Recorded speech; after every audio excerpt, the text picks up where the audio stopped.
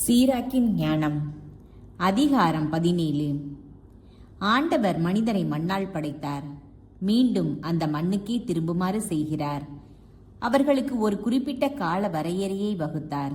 மண்ணுலகில் உள்ளவற்றின் மீது அவர்களுக்கு அதிகாரம் அளித்தார். தமக்கு உள்ளதை போன்ற வலிமையை அவர்களுக்கு வழங்கினார். தமது சாயலாகவே அவர்களை உருவாக்கினார். எல்லா உயிரினங்களும் மனிதருக்கு அஞ்சும்படி செய்தார். விலங்குகள், பறவைகள் மீது அவர்களுக்கு அதிகாரம் அளித்தார். தம் ஐந்தறிவை பயன்படுத்தும் உரிமையை ஆண்டவர் அவர்களுக்கு அளித்தார். ஆறாவதாக தம் அறிவு திறனில் பங்கு கொடுத்தார்.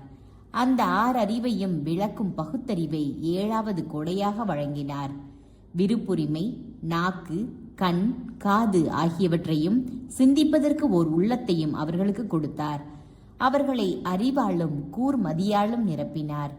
நன்மை தீமையையும் அவர்களுக்கு காட்டினார். அவர்களின் உள்ளத்தை பற்றி விழிப்பாய் இருந்தார். தம் செயல்களின் மேன்மையை காட்டினார். தம் வியத்தக செயல்கள் பற்றி என்றும் பெருமைப்படும் உரிமையை அவர்களுக்கு அளித்தார். அவர்கள் அவரது திருப்பெயரை புகழ்வார்கள். இவ்வாறு அவருடைய செயல்களின் மேன்மையை பறைசாற்றுவார்கள். அறிவை அவர்களுக்கு வழங்கினார்.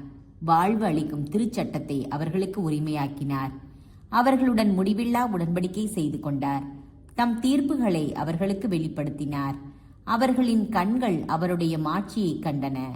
அவர்களின் செவிகள் அவரது மாட்சியின் குரலை கேட்டன. எல்லா வகை தீமைகள் குறித்தும் கவனமாயிருங்கள் என்று அவர் எச்சரித்தார். அடுத்திருப்பவர்களை பற்றிய கட்டளைகளை அவர்கள் ஒவ்வொருவருக்கும் கொடுத்தார். கடவுளே நடுவர். மனிதரின் வழிகளை ஆண்டவர் எப்போதும் அறிவார்.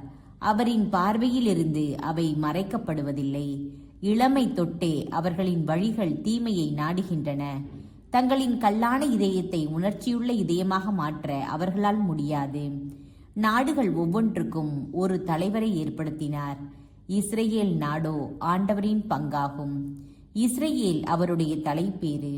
அதை நற்பயிற்சியில் வளர்க்கிறார். அதன் மீது தம் அன்பின் ஒளியை வீசுகிறார். அதை கவனியாது விட்டு விடுவதில்லை. மனிதரின் செயல்கள் அனைத்தும் கதிரவனின் ஒளி போல் அவர் திருமுன் தெளிவாய் துலங்குகின்றன. அவருடைய கண்கள் எப்போதும் அவர்களுடைய வழிகள் மீது இருக்கும். அவர்களுடைய அநீதியான செயல்கள் அவருக்கு மறைவாய் இருப்பதில்லை. அவர்களின் பாவங்கள் அனைத்தையும் ஆண்டவர் அறிவார். ஆண்டவர் நல்லவர். அவர் தம் படைப்புகளை அறிவார். அவற்றை அவர் விட்டுவிடவில்லை, கைவிடவும் இல்லை. மாறாக பாதுகாத்தார். மனிதர் செய்யும் தர்மங்கள் அவருக்கு கணையாழி போல் திகழ்கின்றன. அவர்கள் புரியும் அன்பு செயல்கள் அவருக்கு கண்மணி போல் விளங்குகின்றன.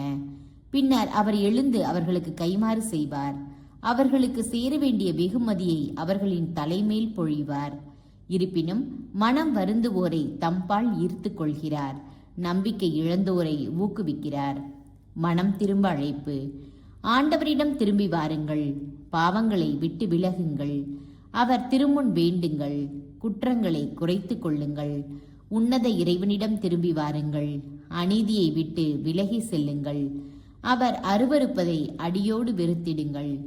வாழ்வோர் உன்னத இறைவனுக்கு நன்றி செலுத்துகின்றனர். ஆனால் கீழ் உலகில் அவரது புகழை யாரே பாடுவர்? உயிர் வாழ்ந்திராதவர் போன்றே இறந்தவர்களும் அவருக்கு நன்றி செலுத்துவதில்லை. உடல் நலத்துடன் உயிர் வாழ்வோரே அவரை போற்றுகின்றனர். ஆண்டவரின் இரக்கம் எத்துணை பெரிது! அவரிடம் மனம் திரும்புவோருக்கு அவர் அளிக்கும் மன்னிப்பு எத்துணை மேலானது! எல்லாமே மனிதரின் ஆற்றலுக்கு உட்பட்டதில்லை. மனிதர் இரவாமை பெற்றவர் அல்லர். கதிரவனை விட ஒளி மிக்கது எது? ஆயினும் சூரிய கிரகணமும் உண்டு. ஊனும் உதிரமும் கொண்ட மனிதர் தீமைகளை பற்றியே சிந்திக்கின்றனர். அவர் உயர் வானத்தின் படைகளை வகைப்படுத்துகிறார். மனிதர் அனைவரும் புழுதியும் சாம்பலுமே.